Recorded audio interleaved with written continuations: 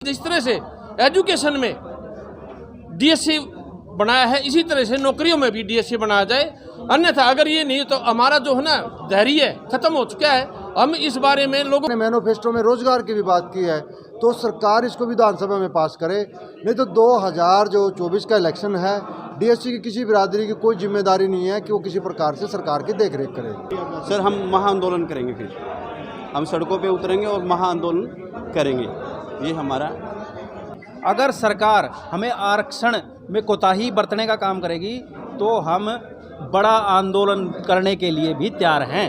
हम अगर ये हरियाणा सरकार डीएससी को बहाल नहीं करेगी तो आने वाले समय में हरियाणा सरकार को इसका भुगतान करना पड़ेगा।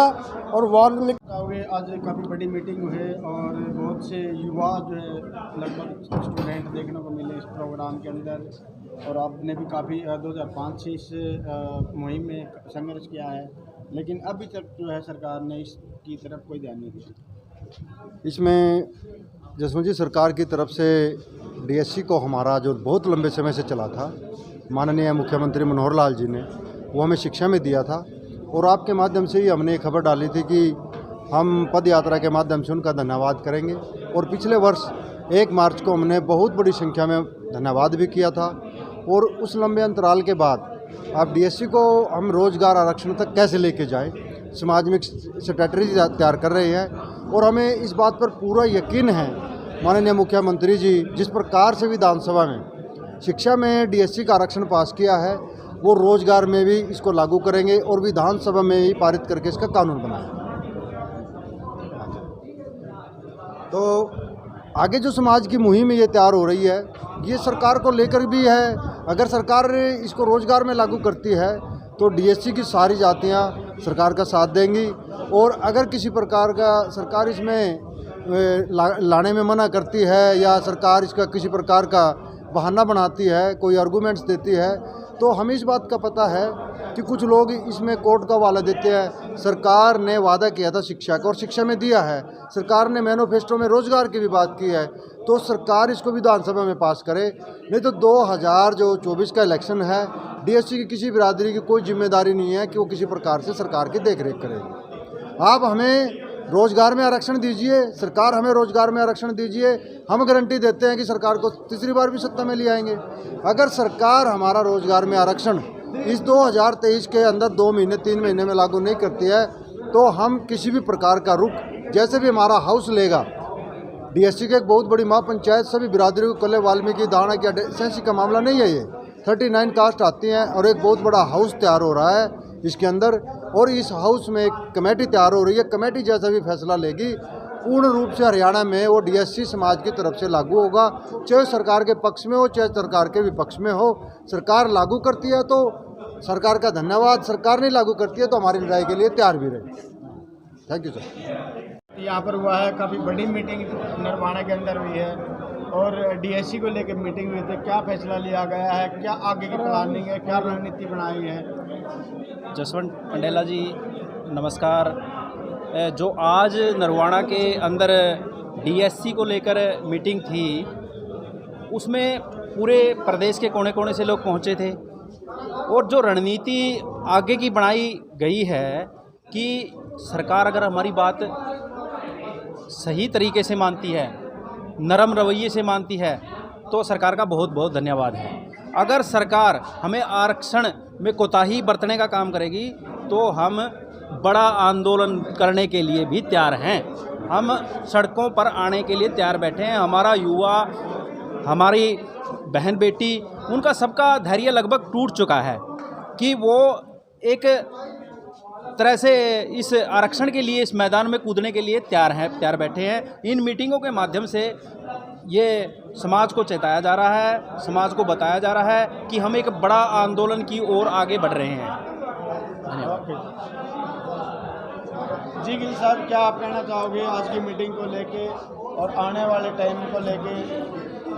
देखिए पत्रकार महोदय जी, आप सभी को मालूम है माननीय सुप्रीम कोर्ट ने डीएससी के मुद्दे को हरियाणा सरकार के पाले में घेर दिया है। अगर ये हरियाणा सरकार डीएससी को बहाल नहीं करेगी तो आने वाले समय में हरियाणा सरकार को इसका भुगतान करना पड़ेगा। और वाल्मीकि समाज के साथ लगती सभी जातियाँ, करीब 37-38 जातियाँ हैं हमारे डीएससी में, ये सभी वोट की चोट से हरियाणा सरकार को परास्त करेगी।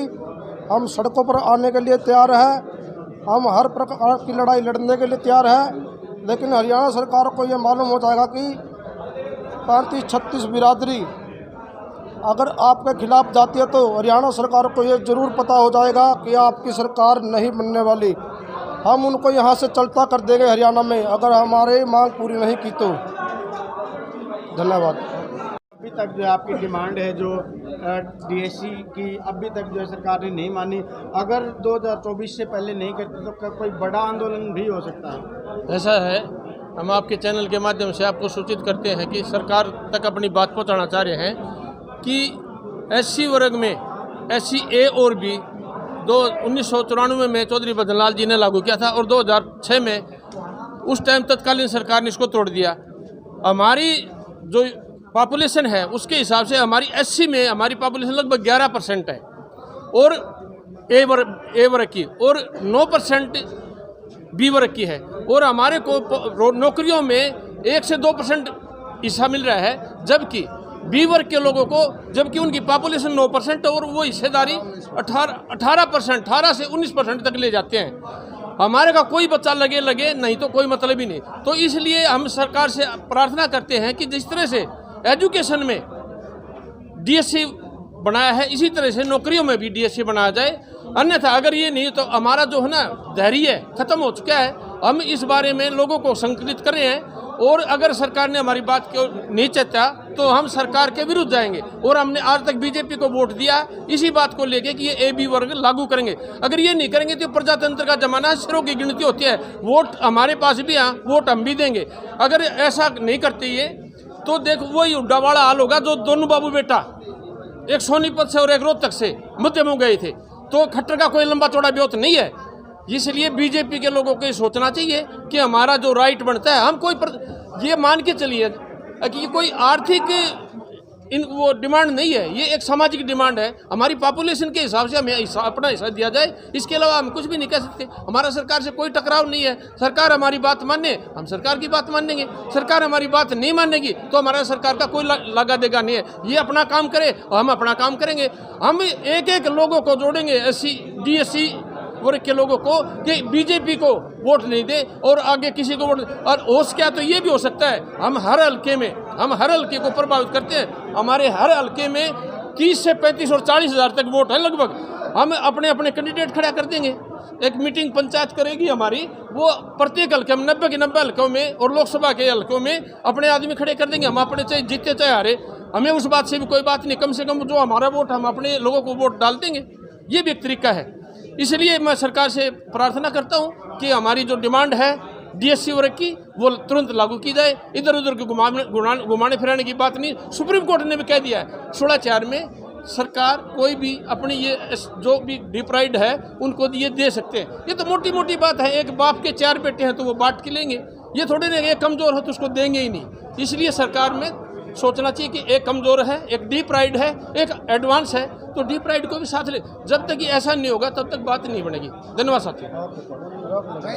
आपकी डिमांड पूरी नहीं हो पाई। सर, सबसे पहले तो आपका बहुत बहुत धन्यवाद।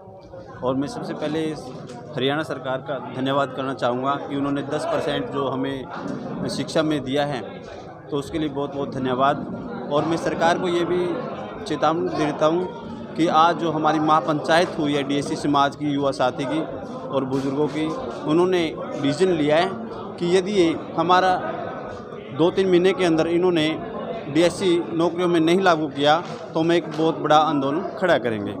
और हम सभी को ये बताएंगे कि भी हम हरियाणा सरकार को एक हमारा यदि लागू कर देती है ये 3 महीने, तो हम हो सकता है कि हम पूरी तरह से इसके प्रति डेडिकेटेड हैं और दोबारा से इसकी हैट्रिक लगवा देंगे सरकार की। जितना भी DSC समाज का जितना वोट होगा सब वोट हम बीजेपी सरकार को देंगे। चुनाव भी आने वाला है, अगर सरकार नहीं मानती, ये मांग पूरी नहीं करती तो कोई बड़ा फैसला भी लिया जाए। सर, हम महाआंदोलन करेंगे, फिर हम सड़कों पे उतरेंगे और महाआंदोलन करेंगे। ये हमारा क्या नाम है? मेरा डॉक्टर सोमपाल माला है।